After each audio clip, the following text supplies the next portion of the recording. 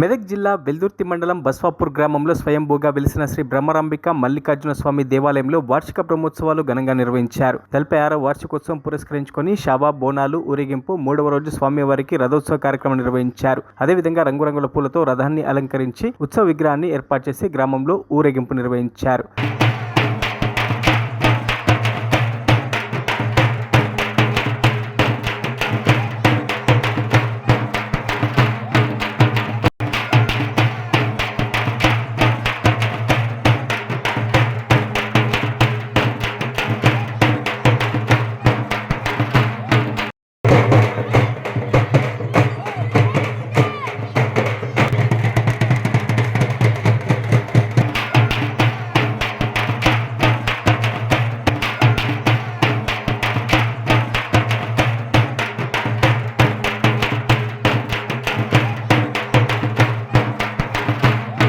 మరిన్ని అప్డేట్స్ కోసం మా ఛానల్ని సబ్స్క్రైబ్ చేయండి.